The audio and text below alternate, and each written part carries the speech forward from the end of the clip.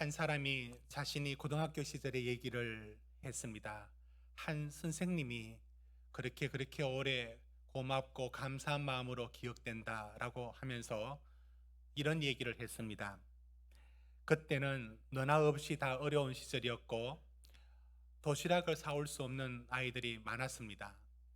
그런데 자신도 그랬답니다. 그러면 이제 남아서 더 오래 공부를 하게 되면 배가 몹시 고프면 어떤 학생들은 운동장에 그 수도가에 가서 물로 배 채우고 뭐 그런 시절이었답니다. 그런데 이제 남아서 공부하는 그 저녁 시간 되어 오면은 몹시 배가 고팠는데 그때 선생님이 그걸 눈치를 채시고 이렇게 부르더랍니다. 내가 도시락이 너무 밥이 많아서 남으면 버릴 것 같은데 내가 집사람 보고 이것 좀 적게 사라 해도 자꾸 이런다. 남겨가면 또 잔소리 듣고 그러니까 버릴 바에는 같이 좀 먹어주라 이렇게 하더랍니다. 그래서 먹었답니다. 그리고 또 이렇게 그런 시절을 추억하면서 그 말했던 말이 부끄러워할까봐 그러니까 도시락 같이 먹자 이런 식으로 하면 한참 예민할 때 부끄러워할까봐 밥이 남아서 이거 참 처치곤란이다 이렇게 해가면서 먹였던 그 기억들을 얘기하면서 내가 지금껏 살아온 모든 길에 그 선생님의 마음이 늘 있어서 그래도 바르게 그래도 정직하게 살려고 했다 이런 추억을 얘기했습니다. 맞습니다. 우리가 누구로부터 사랑을 받고 누구로부터 이런 은혜를 받으면 평생 마음에 담게 되고 고마움을 갖게 됩니다. 그런데 비교도 할 수 없는 더 큰 은혜와 더 큰 사랑을 받았는데도 아무런 감동도 감격도 하지 않는 일들이 있습니다. 그게 바로 크리스찬들에게 종종 나타나는 일들이라서 비교를 해봅니다. 내 인생의 한 시절에 배고픔을 채워줬던 사람이 얼마나 고맙고 내 인생 한 시절에 방황하는 시절을 바로잡아 주었던 선생님이 얼마나 고맙습니까? 하물며 내 인생의 모든 공급자이시고 채워주신 그 하나님의 은혜와 그렇지 않으면 허무한 인생을 살 뻔했던 우리 인생을 건져주신 하나님의 은혜가 비교할 할 수 없을 만큼 더 큰 것이 맞지 않습니까? 그 은혜와 감사에 대하여 우리는 얼마나 감격하고 감사합니까? 이 부분에 있어서 많은 성도들이 하나님의 은혜에 깊이 반응하지 못하고 복음의 감격을 상실할 때 그런 이유들이 있습니다. 왜 그런가 하면 이렇습니다. 첫째, 자신의 죄가 무엇인지를 모릅니다. 죄의 개념을 모르는 것이 아니라 그게 뭐가 죄가 되는지를 모릅니다. 마치 지각한 학생이 선생님께 미안합니다 하고 자리에 앉는 정도로 여러분 요 깊이로 죄를 다루는 겁니다. 생각해 보십시오. 내가 이 죄라는 것이 얼마나 비참하고 얼마나 깊은 골짜기 사망의 골짜기 같은 곳에서 거기서 건져주셨다는 걸 모르고 어느 정도 깊이로 이해하느냐면 정말로 아유 미안합니다 이 정도 요 정도 깊이로 건져주셨는데 뭘 그렇게 고맙고 뭘 그렇게 감사할 것이 있고 은혜에 반응할 게 있겠습니까? 바로 여기서 나오는 문제인 겁니다. 두 번째는 그 죄에 대해서 하나님이 얼마나 싫어하시는지 얼마나 진노하시는지에 대한 성경의 가르침을 제대로 못 받아들이고 있기 때문에 그렇습니다. 이런 부분에는 각 종교마다 이런 현상들이 비슷하게 일어납니다. 여러분, 캐톨릭에서 성모 마리아를 앞에 이렇게 기도하는 것 있죠. 성모 마리아를 믿는 것 아니라고 말합니다. 성모 마리아에게 기도를 하는 모습들은 신학을 배운 천주교 신부들은 어떻게 말을 하느냐면 왜 우리가 이런 교리로도 없는 성경에 근거가 없는 이 마리아 앞에 기도를 해야 될까라는 질문을 하곤 합니다. 그런데 이제 천주교는 성경과 두 가지 전통을 함께 받아들입니다. 그런데 뭐라고 얘기하느냐면 성경적으로는 마리아에게 기도한다라고 말하지 않습니다. 있는 대로 읽어드리면 이렇습니다. 우리가 성모상 앞에서 기도하거나 묵주기를 바치는 것은 성모님, 마리아를 말합니다.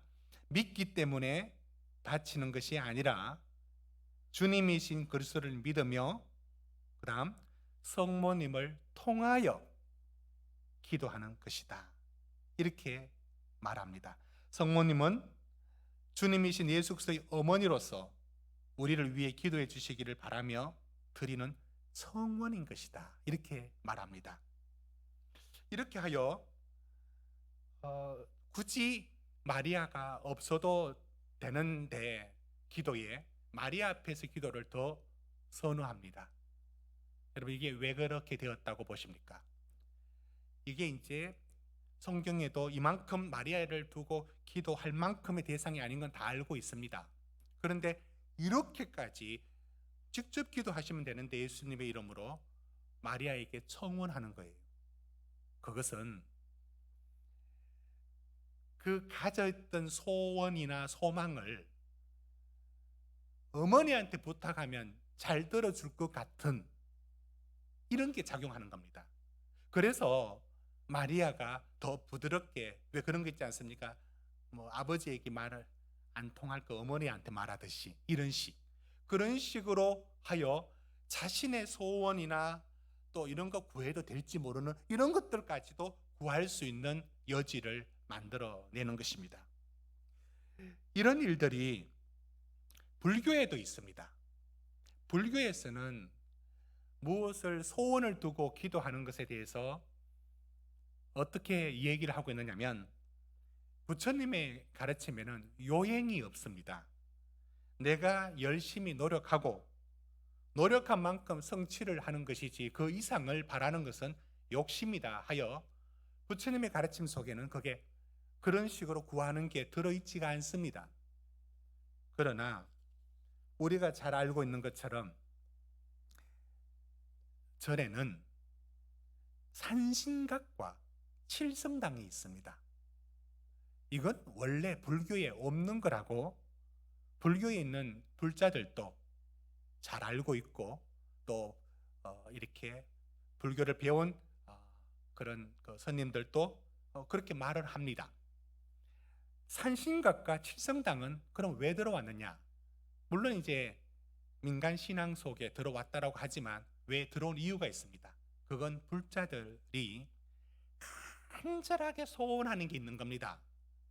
그런데 소원한 거 있는데 부처님의 가르침을 쫓아서 아무것도 바라지 말고 열심히 살아라 돌려보낼 수 없잖아요. 그 소원하는 마음이 또 나쁜 것만은 아니잖아요. 그러니 그래서 산신각이 생기고 칠성당이 생기는 겁니다. 그 산신 앞에 소원을 아뢰 수 있습니다. 용왕당도 생겼습니다. 이렇게 하여 이게 이제 나중에 부설로 있는 것들이 더 커져서 지금은 비중이 불자들의 심리 속에는 더 커져 있습니다. 이처럼 종교에는 원래 없는 한 부분들이 그 바라는 사람들의 그 욕심, 뭐 다 나쁜 것만 아니겠죠. 그러나 또 그런 소망들이 자꾸 투사되고 반영되어 어느덧 그것이 자리해버립니다. 그러면 기독교는, 개신교는 괜찮을까요? 그렇지 않습니다.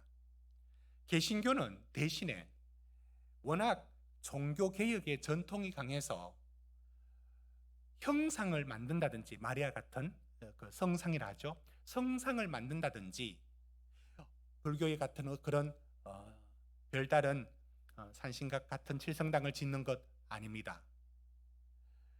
우리 종교개혁의 전통이 강하여서 지금 또 강한데요, 사실은 십자가도 교회에 달지 않는 게 더 맞는 얘기입니다.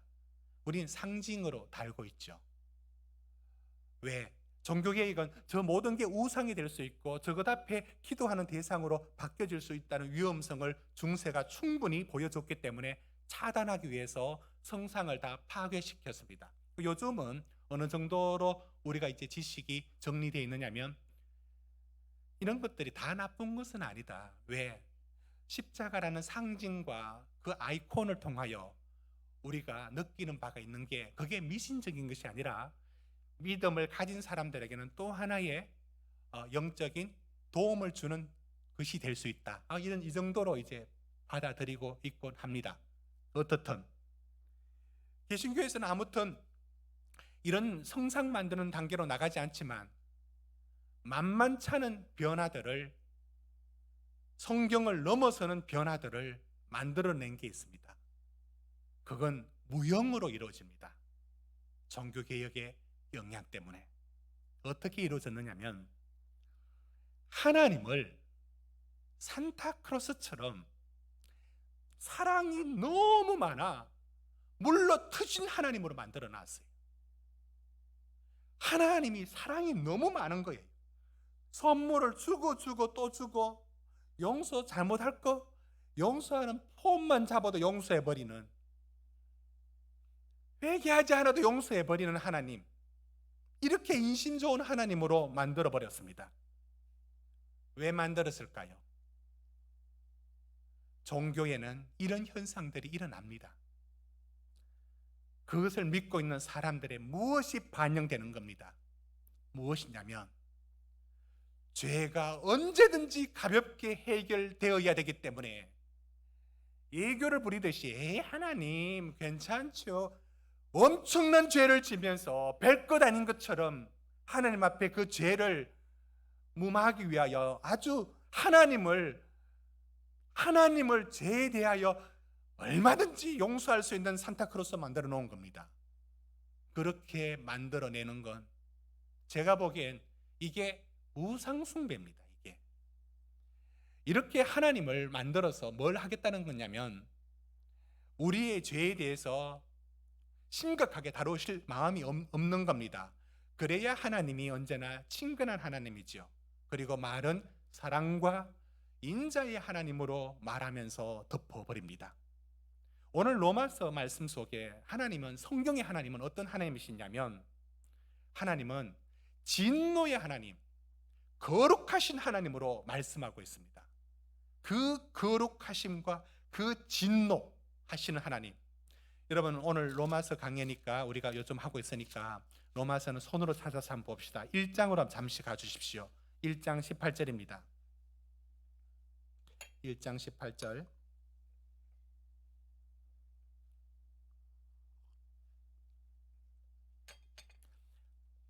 우리 같이 한번 읽어봅시다. 시작. 하나님의 진노가 불의로 지리를 막는 사람들의 모든 경건하지 않음과 불의에 대하여 하늘로부터 나타나나니. 그 다음 2장 2절. 2장 2절. 시작. 이런 일을 행하는 자에게 하나님의 심판이 진리대로 되는 줄 우리가 아노라. 여러분, 하나님은 이런 분이십니다. 그 죄에 대해서 얼마나 혐오하시는지, 얼마나 싫어하시는지, 그것이 하나님입니다. 여러분, 하나님의 사랑은요, 하나님이 그 거룩하심과 진노하심 속에서 하나님의 사랑이 나옵니다. 그런데 달콤한 하나님의 사랑만 받아내고 정말 효력 있게 만들어서 그 사랑을 사랑되게 하는 약은 쓴데, 쓴 하나님, 진노와 거룩하신 하나님은 제거해버린 거예요. 이게 오늘날 시대의 사람들의 모습인 겁니다. 이사야서 6장에 보면 이사야가 하나님을 만났을 때 이렇게 말합니다. 그때 내가 마로되 화로다, 나여 망하게 되었도다. 나는 입술이 부정한 사람이요 나는 입술이 부정한 백성 중에 거주하면서 만군의 여호와이신 왕을 배웠음이로다. 이렇게 두려워 떨었던 겁니다. 저희 집에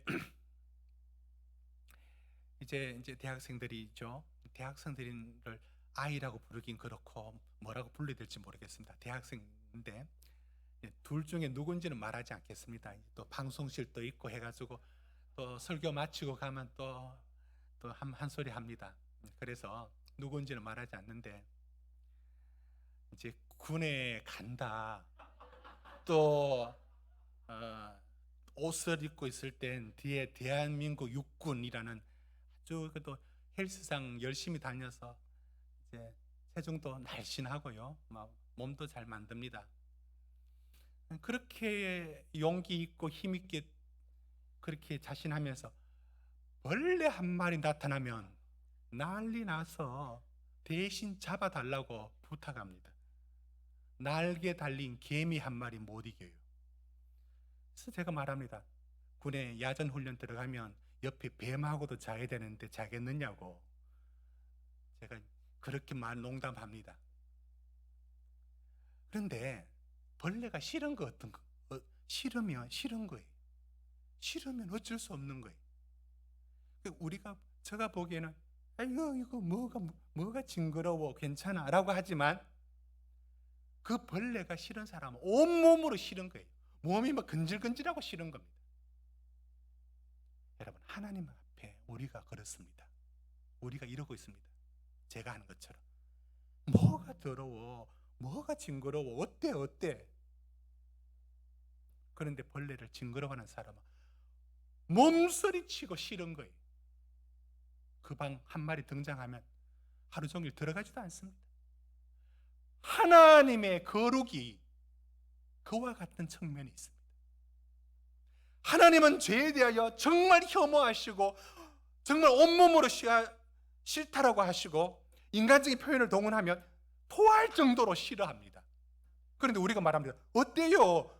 이것 정도 어땠어요? 이 정도 뭐가 문제인데요? 여러분, 이런 단계가 왜 됐는지 아십니까? 우리 크리스찬들도 회개 기도를 합니다. 그런데 그 회개 기도를 할 때 주로 이런 기도죠. 틀린 건 아닙니다. 지난주에 화를 냈다는 거예요. 다퉜다는 겁니다. 또는 또 한마디 했던 말들, 이런 것들 때문에 회개합니다. 맞습니다. 큰 잘못 짓고 오는 사람들 별로 있겠습니까? 뭐 간혹 가지 말아야 될 곳에 갔다가 회사 일 때문에 거기서 있었던 것이 마음에 걸리니까 하나님께 회개하기도 하겠죠. 이 정도 회개합니다. 틀린 건 아니죠. 그런데 제가 말씀하는 건 깊이에요. 깊이. 그게 다입니다. 그게 그러면 어떤 날은 한 주 동안 별일 없이 잘 지냈습니다. 하나님 앞에 떳떳합니다. 너무 떳떳하게 회개할 기도도 할 것도 없습니다. 우리 자주 쓰는 표현대로 어떤 표현을 사용하느냐면 큰 대과 없이 지냈다고 말합니다. 그럴까요? 우리가 죄를 인식하는 깊이가 이 단계에 머물러서야 되겠습니까? 이렇게 된 이유가 있습니다. 우리는 성경만 보는 게 아니라 유스라는 바이블을 매일 봅니다. 그리고 그 유스는 우리에게 이런 설교를 해줍니다. 당신 별로 나쁘지 않아. 봐. 이렇게도 나쁜 짓을 통해 가지고 이렇게도 사람을 죽인 놈이 오늘도 있고, 봐라. 이번엔 이렇게 해가지고 이렇게 회사에 있는 사람들을 어렵게 한 사람이 있다. 매일 유스라는 바이블을 우리에게 들려줍니다. 당신은 그 정도면 괜찮다고. 여러분, 어찌해서 우리 비교가 겨우 여기에 비교가 되었습니까? 그러니 하나님 앞에 죄가 무엇인지를 알아갈지를 못하고 있습니다. 그 죄가 얼마나 끔찍한지를 모릅니다. 그 죄가 어떤 죄입니까? 여러분, 죄는 이것도 죄지만 죄는 하나님을 사랑하지 않는 것이 죄입니다. 여러분, 탐욕을 예를 7장에 들었던 것처럼 탐욕이 죄고요, 하나님 앞에 내 마음대로 사는 거 그게 죄고요, 믿음으로 행하지 않는 것도 죄라고 했고요. 여러분, 성경 말씀 몇 곳을 찾아보는데요, 이것을 죄라고 한다는 사실을 알고 있습니까? 마태복음 25장 26절 이 말씀 보십시오. 달란트 비유 속에 나왔던 말씀이거든요. 우리 같이 한번 읽어봅시다. 시작. 그 주인이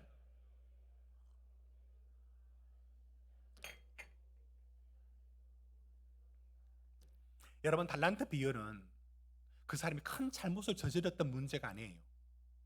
당신이 가진 은사를 갖고 어떻게 살 것이냐, 그 하나님을 사랑하기 때문에 어떻게 살 것이냐의 문제입니다. 이게 달란트 비유입니다. 그런데 그 한 달란트 받은 자의 잘못이 악하고 게으른 종이라고 말합니다. 뭐가 그렇게 나쁘단 말입니까? 그게 죄입니다. 하나님 앞에 살아갈 삶을 자기 마음대로 하나님 없이 살아가는 삶이 죄였습니다. 그것을 죄라고 느끼는 사람들이 없어져 갑니다. 죄에 대해서 무감각해지고 있습니다. 그뿐입니까? 여러분 마태복음 22장 7절에 보시면 예수님이 어떤 비유를 하십니다. 이 비유 먼저 읽고 말씀드릴게요. 같이 읽읍시다. 시작. 임금이 노하여 군대를 보내어 그 살인한 자들을 진멸하고 그 동네를 불사르고. 예, 됐습니다. 저 비유가 어디서 나왔느냐면 임금이 자기 아들의 결혼에 사람들을 초대를 했습니다. 근데 안 온 겁니다. 왜 안 오느냐? 밭에 일하러 가야 되고 자기 일 봐야 되고 사업하러 가고, 그래서 안 왔답니다. 그래서 그 보낸 사람들을 해롭게 했습니다. 그러자 임금이 말합니다. 내 초청을 거절했구나, 내 초대한 사람들을 해롭게 했구나 하고는 진멸하고 동네를 불사르고. 여러분 비유입니다. 그런데 비유 이 속에 무슨 말씀이 담겨져 있느냐면 하나님의 초대에 당신이 보인 반응이 무엇이냐고, 그 사랑을 거절하고 그 구원의 손길을 거절했을 때 그게 어떤 것이냐고. 여러분 이게 죄입니다. 자기 마음대로 살아가는 모든 것들이 죄고 염려도 죄고, 그러니까 그 죄라는 일들이, 그것이 우리에게 이게 뭐가 죄냐고요? 죄는 하나님이 계시지 않으면 죄도 없습니다. 죄는 하나님 때문에 하나님을 대항하여 생긴 그 무엇입니다. 그러니 믿는 사람들 중에도 오늘 본문에 있는 말씀처럼 내 속에 두 가지가 있다. 그 속에 한 죄의 법이 얼마나 강한지 그걸 못 보는 사람이 간혹 있어요. 그게 무슨 죄인데? 마지막 한 구절 더 볼까요? 마태복음 7장 21절입니다. 이게 죄라고요? 마태복음 7장 21절에 우리 같이 읽읍시다. 시작. 나더러 주여 주여 하는 자마다 다 천국에 들어갈 것이 아니요 다만 하늘에 계신 내 아버지의 뜻대로 행하는 자라야 들어가리라. 여러분 나더러 주여 주여 하는 자마다 주여 주여, 이게 뭘 잘못한 겁니까? 뭐 그럴 수 있지 않습니까? 됐습니다. 주여 주여가 뭐란 말입니까? 주여 주여가 말로만, 그러나 진심으로 주님을 주인으로 섬기지 않는 것. 나는 그를 도무지 알지 못한다, 불법을 행하는 자들아 내게서 떠나라. 왜 이렇게 엄하죠? 왜 이렇게 엄할까요? 죄가 무엇이냐? 하나님을 사랑하지 않고 세상을 사랑하는 것이고 내 중심으로 사는 것이고 하나님의 것을 내 것이라고 말하는 이 모든 것들이 죄라는 것에 대하여, 그럼 우리는 얼마나 이 죄에 대한 감각이 있습니까? 이 죄에 대한 감각이 있느냐고요. 죄는 감각을 무디게 만들어버리는 역할을 합니다. 여러분 탈레반이 어떤 일을 자행하고 있는지 여러분 알고 있죠? 지금 아프간은 탈레반에 의해서 고통의 세월을 맞이했습니다. 극단적인 여성 정책으로 그 부르카라고 부르는 다 덮어씌우고 눈만 보이는, 그래서 교통사고 많이 일어나게 되고 여성분들은 의사 일을 못하게 해버렸어요. 탈레반들이. 그 남자분들이 다 수술해야 되는데 그 수술할 때 그 여자의 몸을 남자 의사들은 또 함부로 못 만져요. 죽습니다. 그대로 죽도록 놔두는 겁니다. 화장 안 되고요, 손톱, 손질 금지했고요. 크게 웃는 거 안 되고요.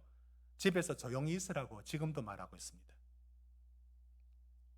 그런데 남자들은 터빈, 저는 그게 문화인 줄 알았는데 율법적으로 하기 싫은 젊은 세대가 많답니다. 그런데도 머리에 터번을 써야 되고 수염을 또 길러야 된답니다. 기르도록 한답니다. 이거 왜 그렇게 하느냐면 샤리아라고 하는 1400년 된 그 율법을 이어와서 그렇게 하고 있습니다. 그런데 총 들고 칼 들고 그렇게 무자비하게 하는 그들이 여러분 죄책감을 느끼는 줄 아십니까? 안 느껴요. 이유가 있습니다. 다른 이유도 있지만 아프간 정부는요, 부정부패가 투명도 조사에서, 국제 투명도 조사에서 176개 나라 중에 176입니다. 다 썩어 자빠졌어요. 작년 11월에 아프간 대통령 연설 중에 우리 여기 있는 모든 공무원들은 다 돈 주고 자리 샀다라고 말을 했어요. 그게 사실이었답니다. 부장급 사는데 몇 달러, 1억 달러, 몇 달러. 국장 되는데 얼마? 그 아프간 미군 들어가서 여러 훈련을 시켜줬어요. 그 중에 미군 훈련병들이 자괴감이 든다고 했습니다. 마음이 어디 있는지 아십니까? 경찰 훈련을 시켜줬어요. 오토바이 이렇게 하면서 단속하는 거 이렇게 했는데 마음은 딴 데 있어요. 통행료 돈 뜯는 생각밖에 안 갖고 있답니다. 거기 있는 모든 이들이 다 하나같이 그 장관들 바로 떠나는 이유가 있어요. 그런데 탈레반은 부정 안 저지릅니다. 부패 없습니다. 그리고 자신들의 입장에서는 성범죄 없게 만든답니다. 우리는 이해가 되지 않지만 한편 아프간의 사람들은 차라리 탈레반이 오도록 기다리는 사람도 적지 않았습니다. 앞으로 탈레반이 어떤 정책을 펼칠지 모르겠어요. 그러나 제가 오늘 말씀드리고 싶은 부분은 이런 겁니다. 자, 탈레반은 이렇게 생각합니다. 우리는 어떻게 저런 짓을 할 수 있느냐? 저 탈레반을 피해서 수송기에 그 날개 붙들고 올라가다 떨어지는 거 봤지 않습니까? 저렇게도 도망가고. 그런데 저렇게 나쁘게 보여지는 탈레반 자신 한 사람을 여기 데리고 와서 여러분이 인터뷰를 해서 물어보면 여러분 놀랄 겁니다. 저는 알 수 있습니다. 죄책감 1도 없습니다. 아이들 말대로. 왜? 샤리아라는 율법에 근거해서 저놈의 아프간 정권의 그 부정부패하는 놈들하고 난 달라. 나는 거룩하다고, 나는 의롭다고, 나는 율법을 지켜서 우리나라 좋게 만들겠다고 여러분 이러고 있습니다. 제가 오늘 이 탈레반의 얘기를 든 이유가 있습니다. 그것은 여러분 죄가 얼마나 무서운지 아십니까? 탈레반 어느 누구도 양심의 가책 1도 없다고요. 그게 잘못이라고 생각지는 않습니다. 우리에게 비교해서 죄송한데 탈레반에 비교한 게 아니라 탈레반이 갖고 있는 생각들이 우리도 그럴 수 있습니다. 하나님, 이게 뭐가 죄가 됩니까? 죄가 뭔지를 모르고 있어요. 그러니 죄책감도 없어요. 그런 회개 기도는 나오지도 않습니다. 한 주 동안 별일 없었다고 하나님 앞에 회개 기도도 없는 거예요. 뭘 모르느냐? 하나님 앞에 무슨 죄가 있는지를 모르는 겁니다. 오늘 본문의 말씀 15절 보십시오. 내가 행하는 것을 내가 알지 못하노니 곧 내가 원하는 것을 행하지 아니하고 도리어 미워하는 것을 행함이라. 21절 보십시오. 그러므로 내가 한 법을 깨달으노니 이 선을 행하기 원하는 나에게 악이 함께 있는 것이로다. 뭡니까? 우리 속에. 여러분, 바울이 무슨 죄 짓고 와서 이 말 합니까? 남의 거 훔치고 찔려서 이 말 합니까? 아니에요. 아니라고요. 회심한 바울이라고요. 지금 이 말씀은. 그런데 뭘 봅니까? 자기 속에 얼마나 죄의 뿌리가 깊은지, 그 죄가 하나님 앞에 다가가면 갈수록 보여진 겁니다. 오, 주여, 내가 당신을 사랑하지 않는군요. 내가 이렇게도 하나님을 믿지 않는군요. 라는 그 죄가 보여지는 겁니다. 그래서 24절에 말합니다. 오라, 나는 공고한 사람이로다. 사랑하는 성도 여러분, 말씀을 맺습니다. 로마서를 설교하면서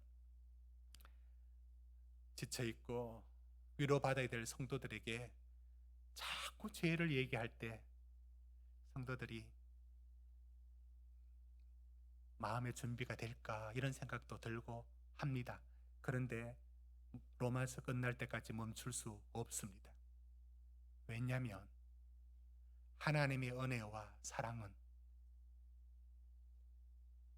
은혜와 사랑 이렇게 오는 게 아니에요.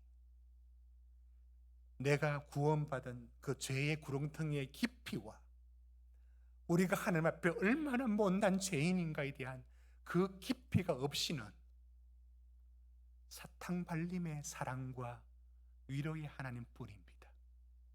저는 그런 하나님을 우리 성도들에게 소개하고 싶은 마음 없습니다.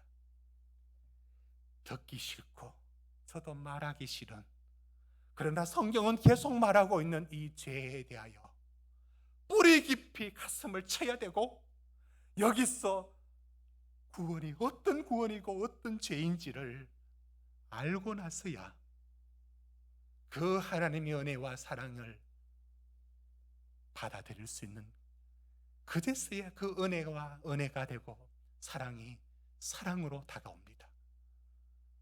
사랑하는 성도 여러분, 우리 안에 우리는 죄를 볼 수 있는 믿음의 눈을 갖고 있습니까? 몸부림칩니까? 그리고 오 주여, 공고한 사람이라고 탄식할 줄 압니까? 그래야만 내 힘으로 살 수 없어서 주님 붙드는 팔짱으로 넘어갈 수가 있는 것입니다. 기도합시다.